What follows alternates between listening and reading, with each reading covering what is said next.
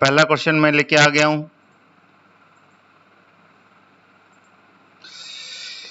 चलिए शुरू करते हैं, लेट वैसे हो गए।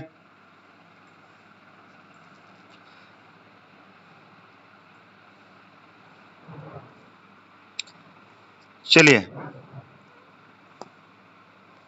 ये पहला क्वेश्चन आ गया आपके सामने।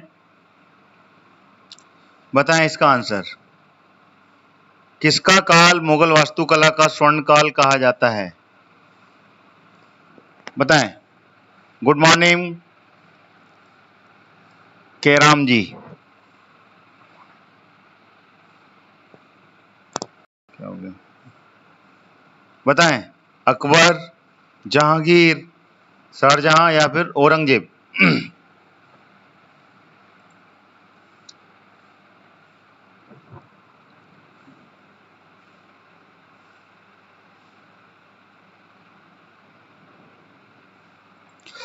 चलिए आंसर आ गया है। सभी लोग बता रहे हैं धीमे धीमे करके। राहुल जी ए पर आ रहे हैं, अकबर में। बाकी सी पर जा रहे हैं, केराम जी भी और साउथ फिल्मी वाले भी। अच्छा, अतुलकर जी ने फिर तीसरा लगा दिया। चलिए, बिल्कुल सही। Third number is the correct answer, शारजहां। शारजहां is the correct answer. शारजहां के समय का ही जो काल था वो वास्तुकला का स्वर्णिम काल कहा जाता था, क्योंकि शाहजहां ने ही वास्तुकला में काफी कुछ रुचि दिखाई थी और उन्होंने काफी चीजों का, काफी मॉन्यूमेंट्स का निर्माण करवाया था। जैसे कि आगरा का जो ताजमहल है, ताजमहल इन्होंने बनवाया, ठीक है ना। दिल्ली का लाल किला, जो लाल किला है, इसका निर्माण भी इसने करवाया था। और मोती मस्जिद, मोती जो मस्जिद थी, कहाँ की? आगरा की, आगरा की, उसका भी निर्माण करवाया। और ये भी जो लाल किला है, ये दिल्ली का, इसका निर्माण करवाया था, ठीक है ना। और जामा मस्जिद,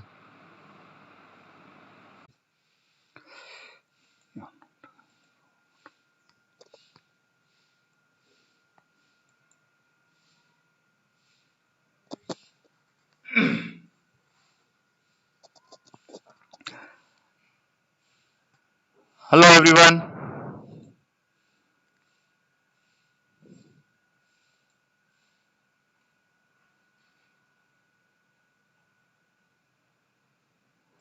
कनेक्शन में प्रॉब्लम हो गई थी।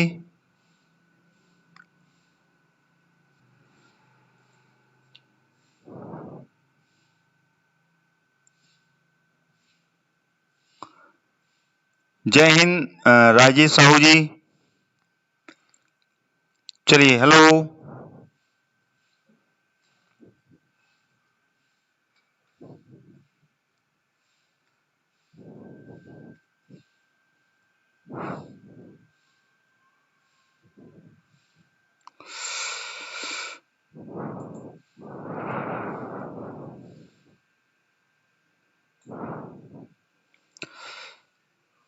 आ जाए सब लोग, फिर से दोबारा पावर कट हुआ था अभी।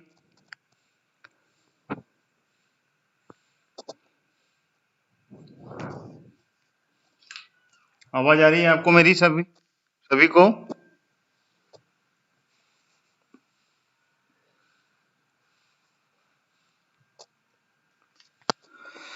चलिए शुरू करें फिर से।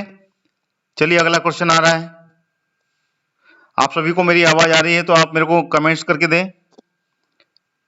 आप सभी लोग फिर से जुड़ गए हैं तो चलिए, ओके। सो है the another one question for you. चलिए, बताएं इसका आंसर। जोधपुर के निकट आसिया नामक शहर किस वंश के राजपूत राजाओं ने विकसित किया था? जोधपुर है जो राजस्थान में, वहां पर आसिया नामक एक शहर है। किस वंश के राजपूत राजाओं ने इसको विकसित किया था? परमार, प्रतिहार, राष्ट्रकूट या फिर चौहान? बताएं इसका आंसर। जी अतुलकर जी, थैंक यू।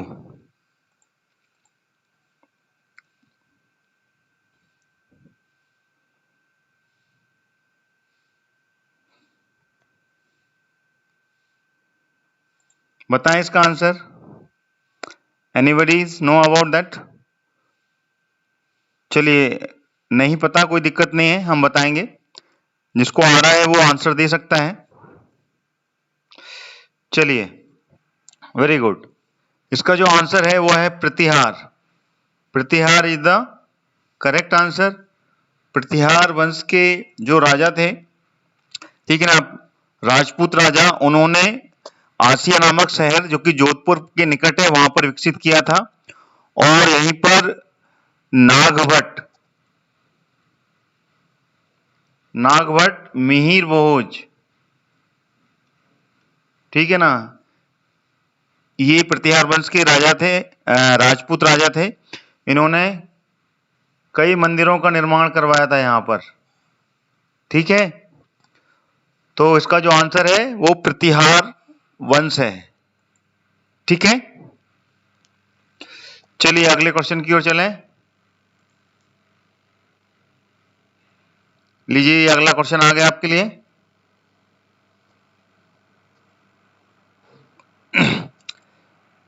चलिए, थैंक यू सुषमा जी, आपने सही आंसर बताया। चलिए अगला क्वेश्चन आ गया। गुरु नानक देव का जन्म कब हुआ था? सिख धर्म की स्थापना करने वाले गुरु नानक देव जी का जन्म कब हुआ था? 20 अक्टूबर 1368, 20 अक्टूबर 1468, 20 अक्टूबर 1469 या फिर 20 अक्टूबर 1522? 20 अक्टूबर 1368, 20 अक्टूबर 1468, 20 अक्टूबर 1469 और 20 अक्टूबर 1522? Which one is the correct answer? Guru Nanak ji का जन्म कब हुआ था? बताएं आंसर इसका।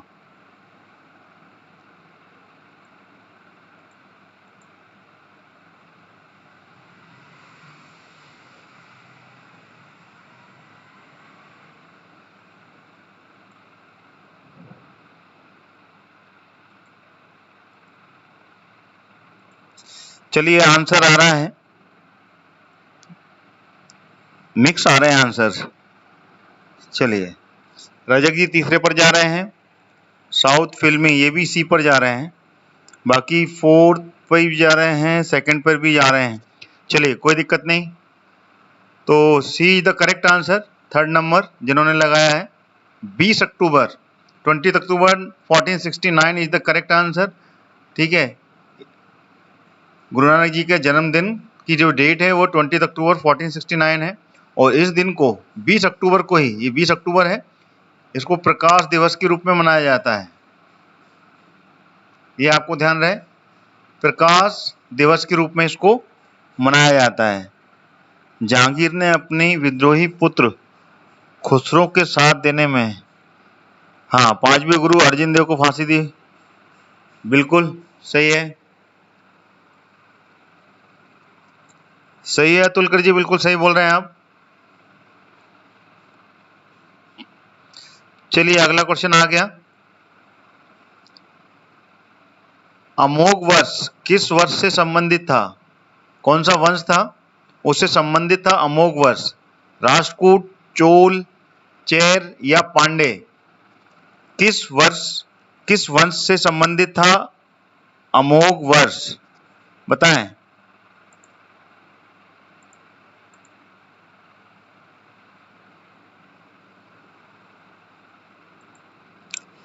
बताएं।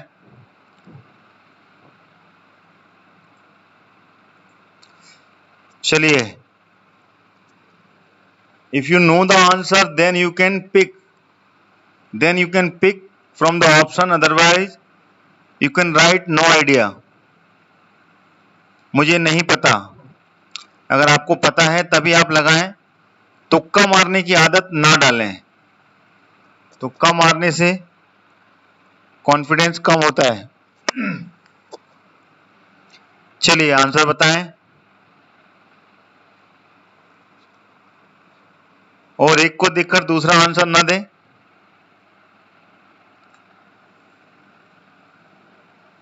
चलिए, इसका जो आंसर है वो है राष्ट्रकूट।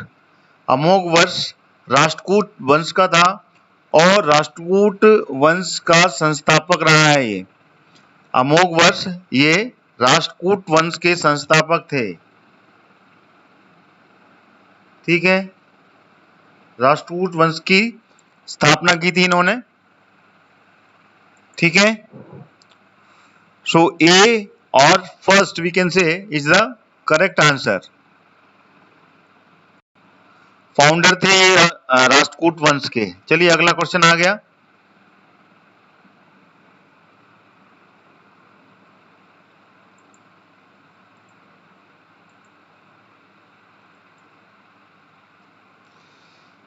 चलिए, और फके मुदब्बिर किसके दरबारी कवि थे? कुतुबुद्दीन ऐबक, इल्तुतमिश, बलबन या अलाउद्दीन खिलजी?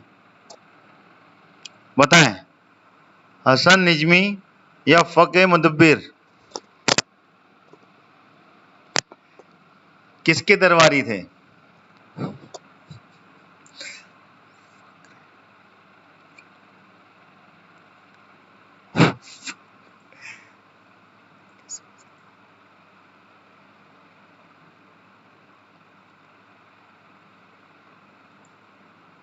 इसका जो आंसर है वो है first number, Qutubuddin Aibak is the correct answer. Qutubuddin Aibak is the correct answer. और कुतुबुद्दीन ऐबक ने दिल्ली सल्तनत का सबसे पहला सुल्तान था। दिल्ली सल्तनत का सबसे पहला सुल्तान था। कब बैठा था ये दिल्ली की गद्दी पर? Anybody give the exact year? Qutubuddin Aibak Delhi की गद्दी पर कब बैठा था? पहला सुल्तान था ये दिल्ली सल्तनत का, कुतुबुद्दीन ऐबक।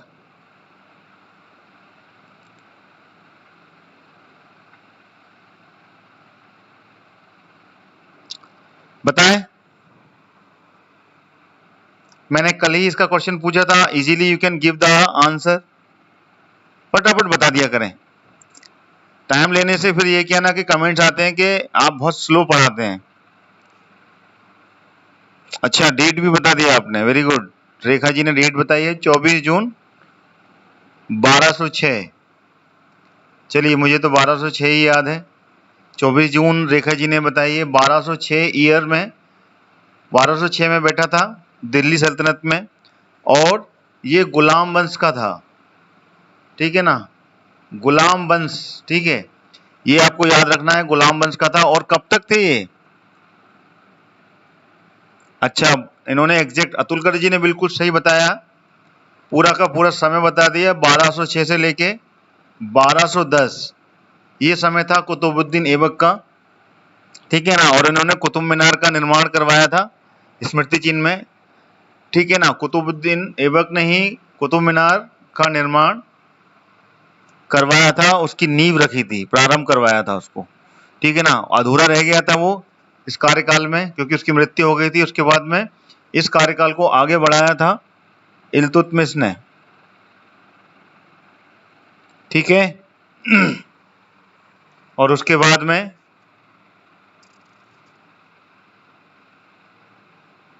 ठीक है, चलिए अगला क्वेश्चन।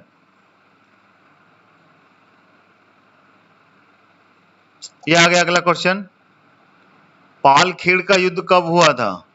1728, 1728, 1720, 1721, 1724? पालखेड़ का युद्ध कब हुआ था?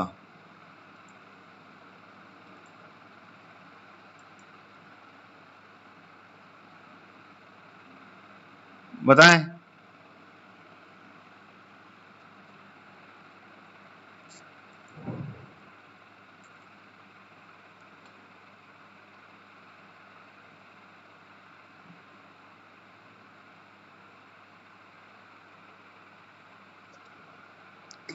बताएं इसका आंसर। No idea. ओके, चलिए इसका जो आंसर है करेक्ट, वो first answer is the correct answer. 1728 में हुआ था ये पालखेड़ का युद्ध, और ये हुआ था हैदराबाद के निजाम और बाजीराव के बीच में। बाजीराव और हैदराबाद के निजाम, ठीक है ना, उनके बीच में हुआ था, और इसमें बाजीराव की जीत हुई थी, ठीक है ना। हैदराबाद के जो निजाम थे, निजाम का नाम था उल मुल्क। उल मुल्क था हैदराबाद के निजाम का नाम। इनके बीच में ये युद्ध हुआ था 1728 में, और इसमें हैदराबाद के निजाम की बुरी तरीके से हार हुई थी। हैदराबाद का निजाम की पराजय हो गई थी, ये हार गया था, ठीक है, और बाजीराव की जीत हो गई थी, ये जीत गया था इसमें, ठीक है, 1728 में, ठीक है। और ये शायद बाजीराव जिसने कि लगातार 40 युद्ध जीते, ये वही बाजीराव है, बाजीराव मस्तानी वाला, ठीक है ना। बाजीराव और मस्तानी का जो प्रणय रहा है, ठीक है, ये उसी समय का बाजीराव है। मराठाओं का सबसे वीर योद्धा, ठीक है, अपने जीवन काल में कभी भी कोई युद्ध नहीं हारा, 40 बार युद्ध जीता था।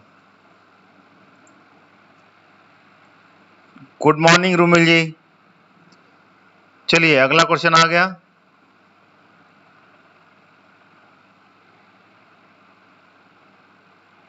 रूमिल जी बोल रहा है 41 युद्ध जीता है। चलिए ठीक है, हो सकता है।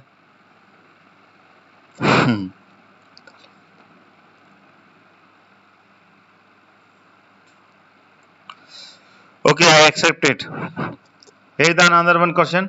बाबरनामा मूल रूप से किस भाषा में थी? जो बाबरनामा लिखा गया था वो मूल रूप में किस भाषा में लिखा गया था? फारसी, चगताई, मंगोली या फिर अरबी? बताएं इसका आंसर।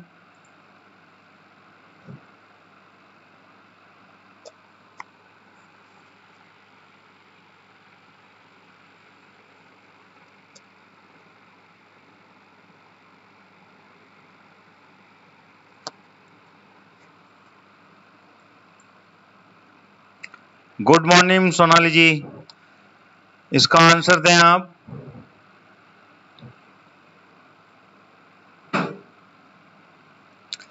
चलिए आंसर आ रहा है, मिक्स आ रहा है, डी बता रहे हैं सब लोग।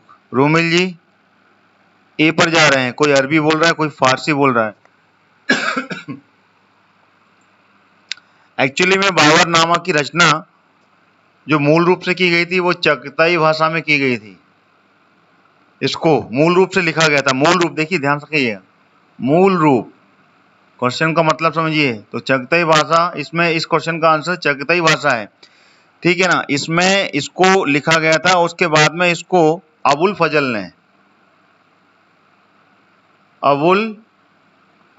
ने इसका अनुवाद किया था, इसको ट्रांसलेट किया था फारसी में, ठीक है ना। सबसे पहले इसको चगताई भाषा में लिखा गया था, और अबुल फजल ने अकबर के कार्यकाल में तुझके बाबरी, किस नाम से? तुझके बाबरी, इसके नाम से फारसी में, ठीक है ना, इसके नाम से फारसी में इसका अनुवाद किया गया था। मूल रूप से ये चगताई भाषा में लिखी गई थी, ओके। और ये अकबर के कार्यकाल में हुई थी, अकबर का जो समय था, ठीक है ना, क्योंकि अबुल फजल अकबर के दरबार में नवरत्नों में से एक थे। Got it? बहुत ही बढ़िया क्वेश्चन है ये, समझने में बिल्कुल समझ में आ गया होगा आपको, ठीक है।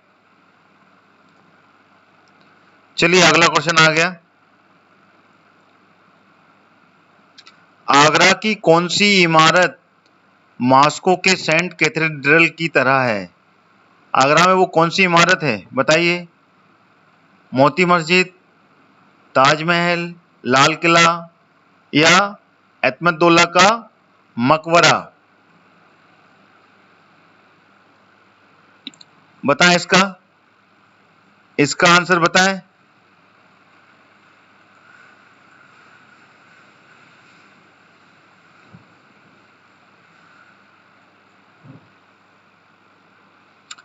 आगरा की कौन सी इमारत मॉस्को का जो सेंट कैथेड्रल है, जो कि दुनिया के 7 आश्चर्यों में से है, ये 7 जो वंडर्स हैं उनमें से एक आता है ये मॉस्को का सेंट कैथेड्रल जो चर्च था, जो कि अभी पूरी की पूरी तरह से तबाह हो गया, खत्म हो गया, दोबारा से उसको बनाया जा रहा है। चलिए इसका answer maximum they are giving 4th number. Okay, so but 4th number is not the correct answer। ठीक है, correct answer is Moti Masjid. Agra की जो मोती मस्जिद है, ठीक है, वो है मॉस्को में जो सेंट कैथेड्रल चर्च है उसकी तरह। ठीक है, so A is the correct answer, और we can say first number is the correct answer, Moti Masjid. ठीक है, next question is coming here. Nataraja की कांस्य मूर्ति किस वंश से संबंधित है?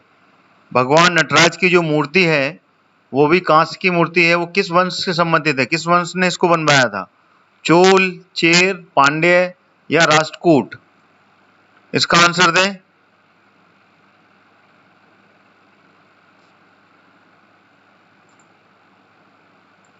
बताएं इसका आंसर।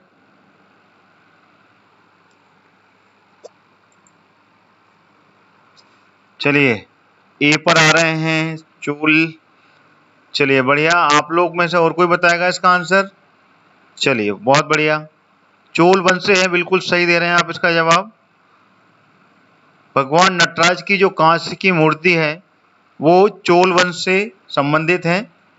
ठीक है, और ये तांडव की मुद्रा में शिव जी की मूर्ति कहलाती है। इसमें तांडव नृत्य बतलाया गया है और नटराज भगवान शिव जी का अवतार है ये। ठीक है ना, शिव जी की मूर्ति है ये, और तांडव रूप में है, तांडव करते हुए इसमें दर्शाया गया है। तो ये चोल वंश ने इसको बनवाया था और ये कांस्य की मूर्ति है। ठीक है, बिल्कुल सही बोल रहे हैं आप। ये आ गया अगला क्वेश्चन। फिरदौस मंजिल किस मुगल राजा को कहा जाता है? बताएं। मोहम्मद शाह रंगीला, शाह आलम द्वितीय, अकबर द्वितीय या फिर बहादुर शाह प्रथम? बताएं। फिरदौस मंजिल।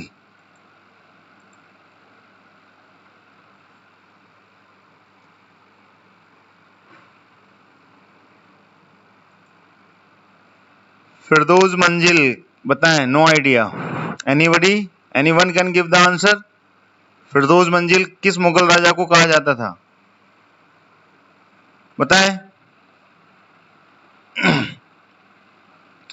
चलिए इसका जो आंसर है वो है शाह आलम द्वितीय। शाह आलम द्वितीय is the correct answer. Firdaus मंजिल के नाम से इनको पुकारा जाता था। और शाह आलम द्वितीय के बारे में अन्य facts if you know about then you can put your comment. Shah Alam द्वितीय बक्सर की लड़ाई से इसका बहुत बड़ा हाथ है। बक्सर की लड़ाई में इसको हार मिल गई थी अंग्रेजों के साथ में। अंग्रेजों के साथ में इसका युद्ध हुआ था बक्सर की लड़ाई में, और वहां पे ये हार गया था।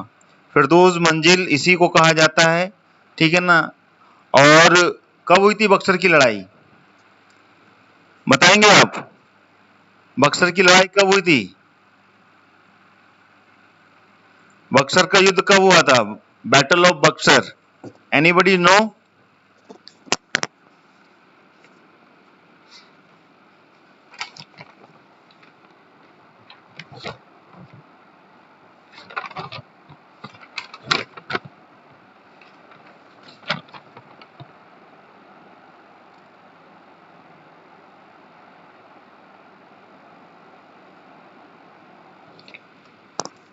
1764, बिल्कुल सही जवाब दे रहे हैं आप। 1764 में हुई थी बक्सर की लड़ाई, और ये पानीपत का जो तीसरा युद्ध हुआ था उसके तुरंत बाद हुई थी। पानीपत का जो तीसरा युद्ध हुआ, पानीपत का तीसरा युद्ध हुआ था ना, किसके साथ में हुआ था? वो हुआ था 1761 में अहमद शाह अब्दाली और सदाशिव राय, सदाशिव भाऊ उसके साथ में हुआ था, मराठाओं के साथ में, और बहुत बुरी तरीके से मराठा हार गए थे इसमें। उसके बाद में ये 1764 का युद्ध याद रखना, बक्सर की लड़ाई हुई थी, जिसमें भी अंग्रेज और शाह आलम द्वितीय इनके बीच हुई थी, उसमें हार गया था ये शाह आलम द्वितीय। ठीक है, चलिए अगले क्वेश्चन की ओर चलें। क्वेश्चन को सही से एक्सप्लेन करते हैं, इसीलिए लेट हो जाते हैं। समझ में भी आना चाहिए कि अपन जो पढ़ रहे हैं बाकी में वो वेरी रीजनेबल पढ़ रहे हैं कि नहीं पढ़ रहे हैं, उसका कुछ याद भी हो रहा है कि नहीं। बार बार रिवीजन करना है अपना मेन उद्देश्य है। If we will revise definitely it will be memorise. चलिए अगला क्वेश्चन। 1576, माफ कीजिएगा, 1576 का वर्ष किस युद्ध के लिए प्रसिद्ध है? 1576, हल्दी घाटी, तराइन, पानीपत या इनमें से कोई नहीं? बताएं फटाफट इसका आंसर। चलिए आंसर आना चालू हुआ। रुमिल जी फर्स्ट पर हैं, रेखा जी भी फर्स्ट पर हैं। Very good. एनीवन? विजय मीना जी चौथे पर आ रहे हैं, सब फर्स्ट पर हैं। मीना जी चौथे पर पहुंच गए हैं। चलिए देखिए, क्वेश्चंस के अंदर में ही आंसर छुपे होते हैं। अगर आपने वाकई में हिस्ट्री पढ़ी है तो definitely you can put the correct answer. सबसे पहले तो ये सारे युद्धों के बारे में जाने, ये युद्ध कब कब हुए थे इजीली। अगर इसमें से दो ऑप्शन भी आप बता दें, दो ऑप्शन भी आपको मालूम होगा, तो तीसरा ऑप्शन डेफिनेटली वो इसी क्वेश्चन का आंसर होगा। सबसे पहले पहुंचे तो पानीपत का द्वितीय युद्ध, ये कब हुआ था और किस किस के बीच हुआ था? पानीपत का द्वितीय युद्ध ये हुआ था अकबर और हेमू के बीच हुआ था ये। और कब हुआ था ये? 1556 में हुआ था ये। ठीक है ना, तो ये डेट तो क्लियर हो गई। अपन पूछ रहे हैं 1576 का तराइन का युद्ध। तराइन के दो युद्ध हुए थे, पहला और दूसरा। पहला युद्ध हुआ था, कब हुआ था? 1191 में। दूसरा कब हुआ था? 1192 में। किस बीच हुआ था? ये हुआ था मोहम्मद गौरी के बीच में हुआ था, और पृथ्वीराज चौहान के बीच हुआ था। ठीक है ना। देखिए मैं फैक्ट बताऊंगा, फैक्ट के साथ में बताऊंगा तो आपको अच्छे से याद हुआ होगा। ठीक है, इस कारण से मैं एक्सप्लेन कर रहा हूं। तो आप देखिए इसमें भी डेट क्लियर हो गई, 1191 और 1192 तराइन के दो युद्ध हुए थे, दोनों क्लियर हो गए। अब बचा आखिरी का युद्ध, इनमें से कोई क्लू नहीं है। अब आखिरी बचा हल्दी घाटी का युद्ध। ठीक है, आखिरी बचा हल्दी घाटी का युद्ध, तो इजीली आप बता सकते हैं, तो ये इसका आंसर है। ठीक है, हल्दी घाटी का युद्ध क्लियर हो गया। हल्दी घाटी का युद्ध हुआ था, तो this is the correct answer. कब हुआ था ये हल्दी घाटी का युद्ध? एग्जैक्ट डेट 21 जून 1576 को हुआ था हल्दी घाटी का युद्ध। और किसके बीच में हुआ था ये हुआ था राणा प्रताप और अकबर के बीच हुआ था इसमें। और अकबर के यहां पर सेनापति थे, रिप्रेजेंट थे मानसिंह, राजा मानसिंह थे। राजा मानसिंह ने इसको रिप्रेजेंट किया था और इसके सेनापति थे, और इसमें राणा प्रताप हार गए थे। ठीक है, हल्दी घाटी के युद्ध में। हल्दी घाटी का युद्ध के बारे में काफी फेमस है ना, उनका जो घोड़ा, क्या नाम था उनके घोड़े का? बादल। महाराणा प्रताप के घोड़े का नाम क्या था?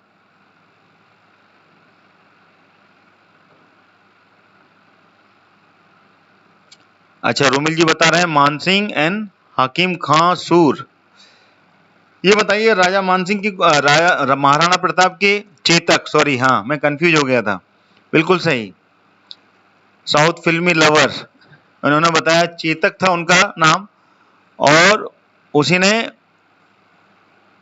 महाराणा प्रताप की जान बचाई थी और वो एक खाई कूदकर दूसरी तरफ में चले गए थे। बिल्कुल सही बोल रहे हैं राहुल जी, मैं थोड़ा सा भूल रहा था। चलिए अगला क्वेश्चन आ गया, ये बताएं किस सुल्तान के कालीन राजा ने अपने अमीरों के बीच उसकी इजाजत के बिना दावत त्योहार मनाने पर रोक लगा दी थी? बताएं, फिरोज शाह तुगलक, मोहम्मद बिन तुगलक, अलाउद्दीन खिलजी या फिर बलबन? कौन से सल्तनत के कालीन जो राजा था, गद्दी पे बैठा था, सुल्तान बोल सकते हैं उसको, सल्तनत का सुल्तान या राजा, कुछ भी बोल सकते हैं, बताइए इसका आंसर।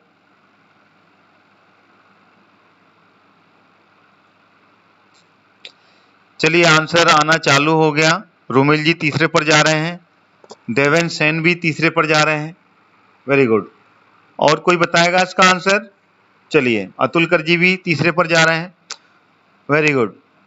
तो third is the correct answer, Alauddin Khilji ने ही ये सारी जो दावत थी और त्योहारों पर रोक लगाई थी, ठीक है ना, क्योंकि अलाउद्दीन खिलजी को, ठीक है, क्या था, जो विद्रोह था, विद्रोह होने का डर था, तो विद्रोह को की जो आशंका थी उससे बचने के लिए जितने भी वहां पे अमीर रहते थे उनकी दावत और उनके त्योहारों पर रोक लगा दी थी, क्योंकि जितने भी त्योहार और दावत होते थे उनमें सब एक साथ मिलते थे और कहीं ना कहीं पे कुछ योजना ना बन जाए, इस कारण से अलाउद्दीन खिलजी ने ये रोक लगाई थी।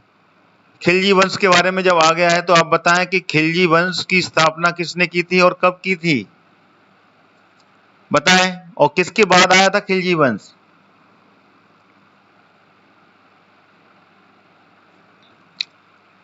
बताएं, खिलजी वंश की स्थापना किसने की थी?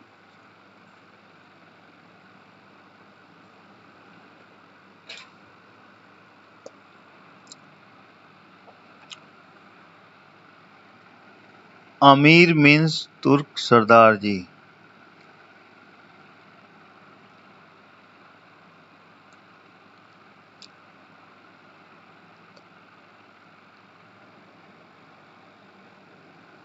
अच्छा, अमीर मीन्स तुर्क सरदार, गयासुद्दीन तुगलक।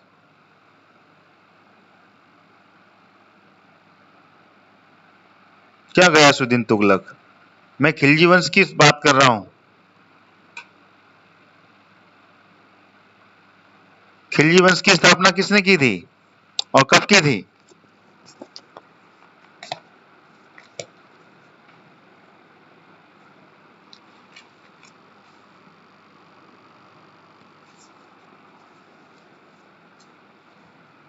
खिलजी वंश की स्थापना जलालुद्दीन फिरोज खिलजी किसने की थी? जलालुद्दीन फिरोज खिलजी। और कब की थी ये? 1290, 1290 में की थी ये, ठीक है, 1290 में की थी। और ये खिलजी वंश 1290 से लेके 1320 तक अस्तित्व में रहा, है ना, ठीक है। और ये अलाउद्दीन खिलजी के चाचा थे और साथ में ससुर भी कह सकते हैं। अलाउद्दीन खिलजी ने इसकी बेटी से विवाह भी किया था और इनके चाचा भी थे, और हत्या कर दी थी इनकी अलाउद्दीन खिलजी ने। और फिर उसके बाद में अलाउद्दीन खिलजी दिल्ली की गद्दी पर बैठा था, ठीक है। और इनका जो पूरा कार्यकाल था वो था 1290 से लेके 1296 तक, ठीक है ना, सिर्फ 6 वर्ष तक ही ये गद्दी पर बैठ पाए थे, ठीक है। चलिए इसके बाद में खिलजी वंश का जो आखिरी जो राजा गद्दी पर बैठा था वो था कुतुबुद्दीन मुबारक, ठीक है ना। 3 ही राजा थे इसमें। खिलजी वंश सिर्फ 3 वर्ष तक ही चला। पहला तो जलालुद्दीन फिरोज खिलजी, दूसरा अलाउद्दीन खिलजी और तीसरा कुतुबुद्दीन मुबारक। कुतुबुद्दीन मुबारक का जो कार्यकाल था वो 1316 से लेके 1320 तक था। ये जो था जो कुतुबुद्दीन मुबारक, ठीक है, इसका कार्यकाल था। और इसके बीच का काल अलाउद्दीन खिलजी का था, ठीक है।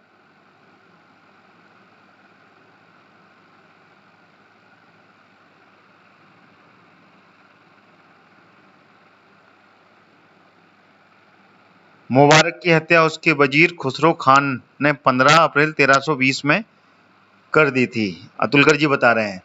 चलिए अगला क्वेश्चन आ गया 73। लिंगराज मंदिर किस प्रदेश में है? उड़ीसा, आंध्र प्रदेश, उत्तर प्रदेश या कर्नाटका? बताएं। लिंगराज मंदिर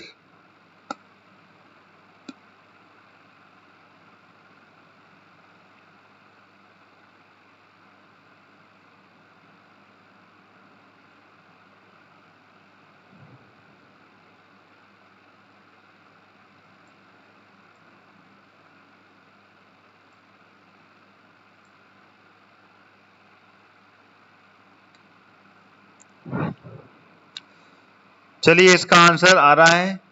चलिए कोई बात नहीं, जिसको नहीं पता है, इसका आंसर है उड़ीसा। लिंगराज मंदिर उड़ीसा में है। Orissa is the correct answer, ठीक है ना। और इसको 11वीं सदी में बनवाया था। किसने बनवाया था? जजती केसरी ने।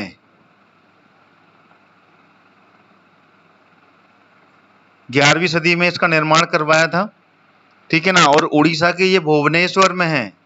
उड़ीसा की राजधानी है भुवनेश्वर, ठीक है। वहां पर स्थित है ये लिंगराज मंदिर, ठीक है।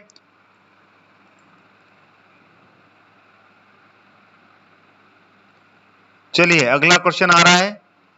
जो नए विद्यार्थी मेरे स्टडी कॉन्सेप्ट चैनल के साथ में जुड़ रहे हैं, लाइव क्लास के साथ में जुड़ रहे हैं, उनसे मैं कहना चाहूंगा मेरे चैनल को सब्सक्राइब कर लें ऑल नोटिफिकेशन के साथ में, जिससे कि सारी लाइव क्लास आपको उसका नोटिफिकेशन मिले और लगातार आप जुड़ें। 2 क्लास चल रही है मेरी लगातार, आपको बताना चाहूंगा। जो नए विद्यार्थी हैं, एक तो सुबह 8 बजे और एक 12 बजे। 12 बजे मध्य प्रदेश के बारे में हम पूरा एक्सप्लेन करते हैं। मध्य प्रदेश के हर जिले के बारे में अभी लाइव क्लास चल रही है। एक एक जिला ले रहे हैं 12 बजे। और ये एमसीक्यू सीरीज सुबह 8 बजे से चालू होती है, जिसमें कि डिफरेंट टॉपिक पे हम एमसीक्यू सीरीज लेकर आता हूं मैं, ठीक है ना। सभी विद्यार्थी जो नए जुड़ रहे हैं सब्सक्राइब कर लें मेरे चैनल को और ऑल नोटिफिकेशन के साथ में। और साथ ही साथ सभी से कहना चाहूंगा मेरी लाइव क्लास को लाइक करते हुए चलें, ठीक है। चलिए थैंक यू। अगला क्वेश्चन आ रहा है, रजिया सुल्तान किसकी पत्नी थी? अल्तुनिया, इल्तुतमिश, बलबन या इनमें से कोई नहीं? बताएं।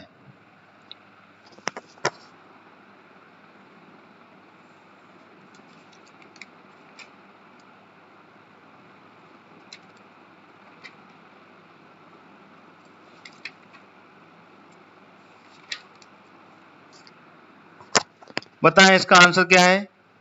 और रजिया सुल्तान के बारे में भी थोड़ा सा बताएं, रजिया सुल्तान कौन थी?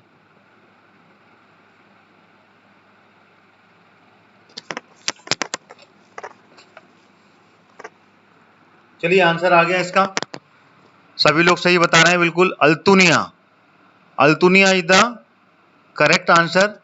अल्तुनिया की ये पत्नी थी। और अल्तुनिया कौन था? रजिया सुल्तान। और इसका कार्यकाल कब का कितना था रजिया सुल्तान का?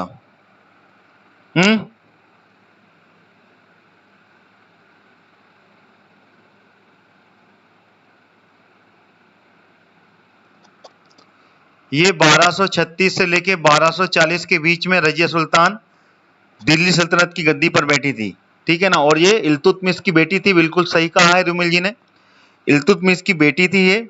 और इल्तुतमिश की खत्म होने के बाद में, ठीक है ना, रजिया सुल्तान यहां पर बैठी थी, ठीक है, और ये दिल्ली सल्तनत की प्रथम महिला सुल्तान थी, ठीक है। टोटल इनका जो कार्यकाल था वो था 3 वर्ष 6 माह 6 दिन, 3 वर्ष 6 माह 6 दिन, ठीक है ना, 3 वर्ष 6 माह 6 दिन तक ही ये बैठी थी रुमिल जी। अपडेट योरसेल्फ, ठीक है। और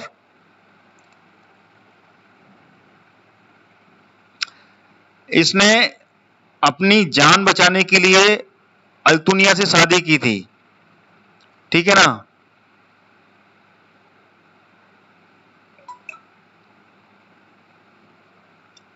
और उसके बाद में 13 अक्टूबर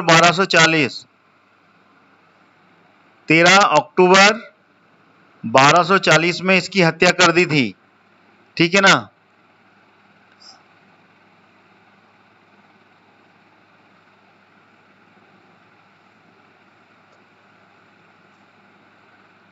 और दोनों मारे गए थे इसमें, अल्तुनिया भी मारा गया था और रजिया सुल्तान, दोनों को मार दिया गया था, ठीक है। अल्तुनिया एक तुर्क सरदार था, बिल्कुल सही है रोमिल जी, एक तुर्की सरदार था, और इसके विद्रोह को दबाने के लिए, ठीक है ना,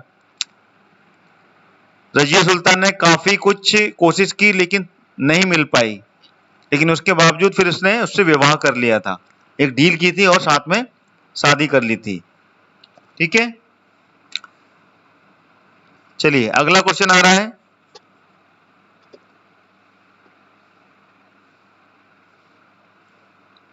ये आ गया अगला क्वेश्चन। मुगल शासक का असली नाम क्या था? रोशन अख्तर, खुजस्ता अख्तर, जूना खां, या इनमें से कोई नहीं? बताएं।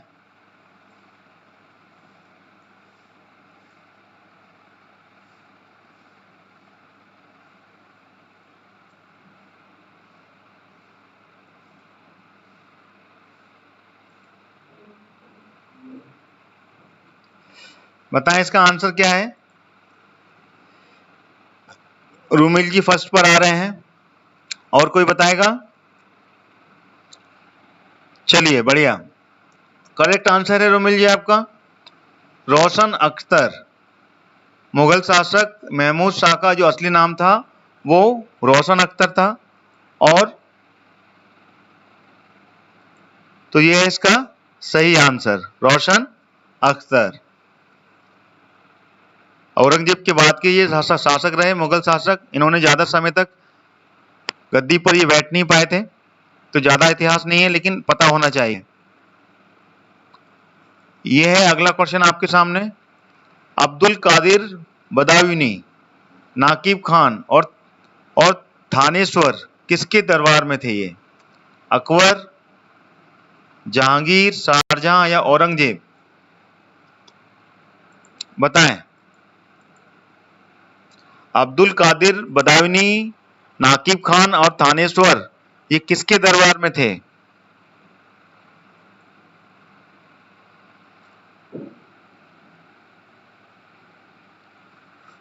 मोहम्मद बिन तुगलक का नाम था जूना खान। चलिए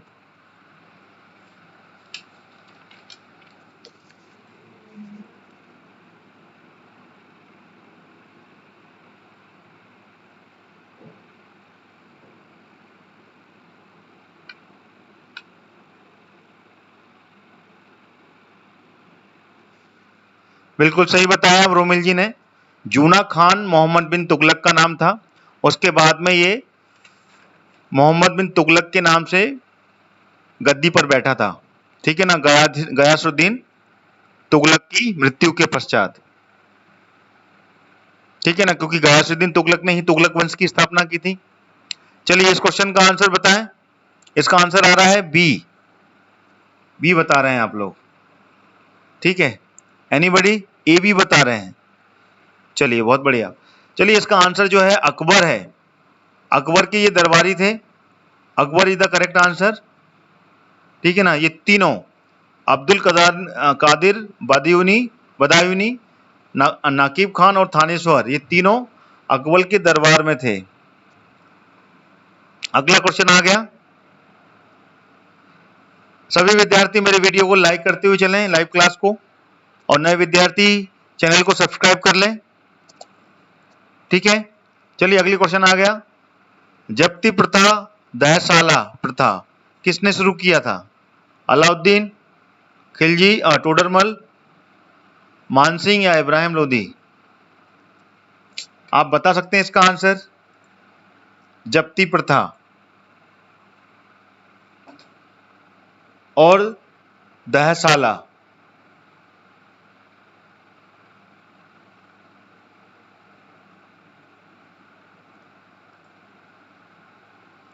चलिए आंसर आ रहा है maximum follow with the B option. Okay, no idea, very good. चलिए इसका आंसर बिल्कुल सही बता रहे हैं आप लोग, B is the correct answer. Todarmal is the correct answer. और टोडरमल अकबर के दरबार में ये, ठीक है ना, राजस्व संभालते थे, यानी कि राजस्व मंत्री थे ये, राजस्व मंत्री थे ये। और ये राजस्व का इनके पास में पूरा बेड़ा था, तो यही पूरा का पूरा जप्ती देखते थे, यानी कि राजस्व को बढ़ाने के लिए जप्ती और दहसाला, इन दोनों प्रथा इन्होंने शुरू कराई थी, दहसाला और जप्ती प्रथा टोडरमल ने, और अकबर के नवरत्नों में से एक थे। ठीक है,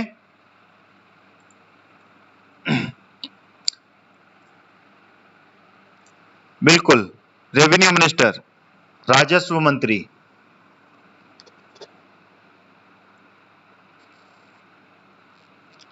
ये आ गया अगला क्वेश्चन।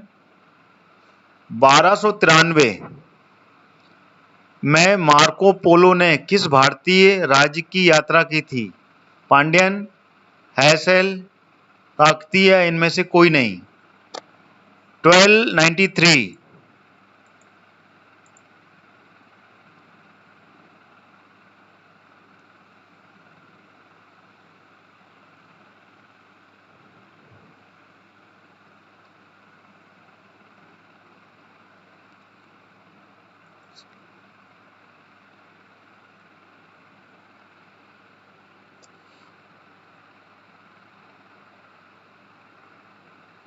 रूमी जी ने बताया पहले शेरशाह सूरी ने किया था, बाद में अकबर। ओके, बिल्कुल, शेरशाह सूरी की जो व्यवस्था थी राज्य की, वो बहुत ही ज्यादा चौकस थी और काफी व्यवस्थित थी। 5 से 6 वर्षों तक ही राज किया उन्होंने, लेकिन जो भी किया था शेरशाह सूरी ने बहुत अच्छा किया था। चलिए इसका आंसर बताएं। इसका आंसर आ रहा है maximum following with the second और फर्स्ट।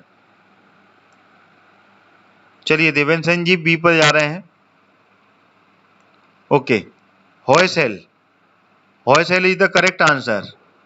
ठीक है, मार्को पोलो ने होयसेल की यात्रा की थी 1293 में। ठीक है ना, ये भारत का राज था, और इन्होंने अपनी एक किताब में धन संपदा और वहां के विस्तार के बारे में उल्लेख किया था। ठीक है ना, क्लियर हुआ? चलिए अगले क्वेश्चन की ओर चलें। ये आ गया अगला क्वेश्चन। विठल स्वामी का मंदिर किसने बनवाया था? राजा राम राय ने, सदाशिव राय, कृष्णदेव राय या हरिहर राय? चलिए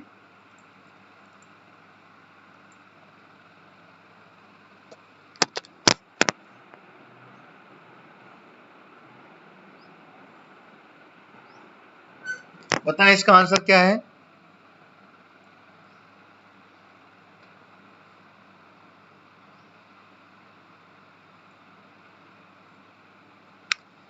चलिए आंसर आ गया, रोमिल जी तीसरे पर आ रहे हैं। और कोई बताएगा इसका आंसर? चौथे पर भी पहुंच गए हैं। तीसरा, रेखा जी तीसरे पर पहुंच रहे हैं। कृष्णदेव राय, रोमिल जी बिल्कुल सही, कृष्णदेव राय ने ही विठल स्वामी का मंदिर बनवाया था। ठीक है, Krishnadeva Raya is the correct answer. Vijayanagara साम्राज्य,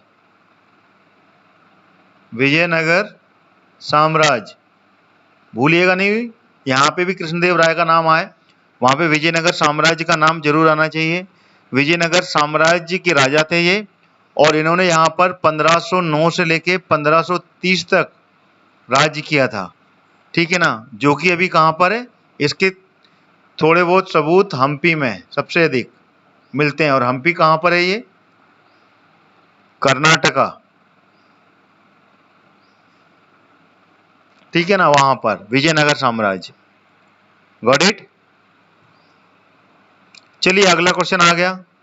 सभी विद्यार्थी मेरी वीडियो को लाइक करते हुए चलें, और साथ ही साथ नए विद्यार्थी मेरे चैनल को सब्सक्राइब कर लें, ठीक है ना। 12 बजे अगली क्लास होगी मध्य प्रदेश के एमपी जीके की, और मध्य प्रदेश का अगला जिला भिंड, भिंड के बारे में हम पूरी चर्चा करेंगे। लगातार मध्य प्रदेश के जिले के ऊपर चर्चा की जा रही है। 12 बजे वाली क्लास में भी विद्यार्थी आए जो मध्य प्रदेश के एग्जाम्स की तैयारी कर रहे हैं, उसके लिए ये सारी लाइव क्लास जो कि 12 बजे हैं वो बहुत ही ज़्यादा इंपॉर्टेंट है, तो they can join that class also, ठीक है ना। Okay, now coming to the next question. ये आ गया अगला क्वेश्चन, 80वां क्वेश्चन है ये।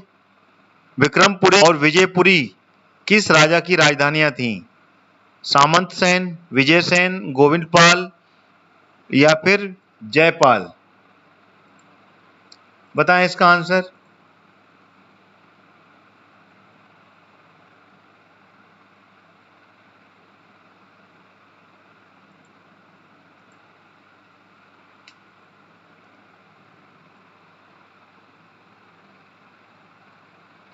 बिल्कुल रोमिल जी ने बिल्कुल सही बताया। बाबर ने कृष्णदेव राय को भारत का सबसे शक्तिशाली राजा बताया था, बिल्कुल सही है। चलिए आंसर आना चालू हुआ इस क्वेश्चन का।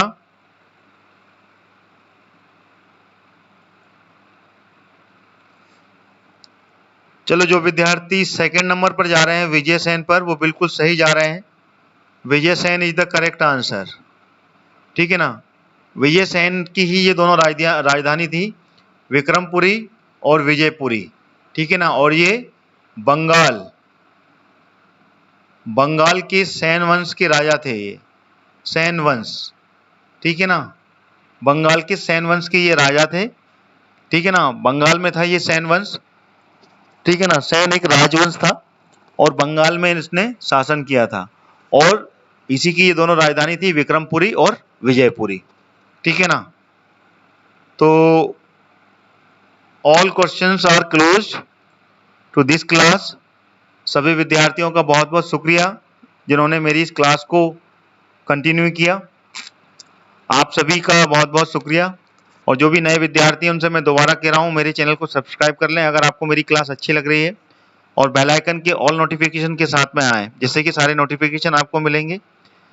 और दोपहर में 12 बजे फिर मिलते हैं हम अगली क्लास के साथ में। मध्य प्रदेश के स्टैटिक जीके, मध्य प्रदेश का अगला जिले वाइज चल रहे हैं, उसमें अभी जिला पढ़ाया जा रहा है। 3 जिले हो चुके हैं, चौथा जिला है भिंड, ठीक है ना। आगर मालवा, अनूपपुर हो चुका है और बालाघाट हो चुका है, अब आ रहे हैं, और बैतूल भी हो चुका है। 4 हो गए जिले। अब आएंगे हम अगले जिले पर जो है Bhind. Thank you so much to all of you.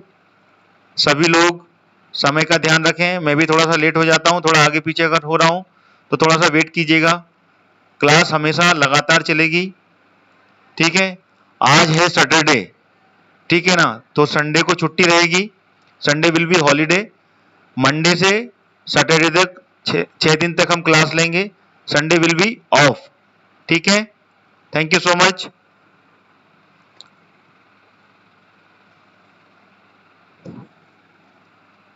Monday से फिर हम क्लास को कंटिन्यू करेंगे।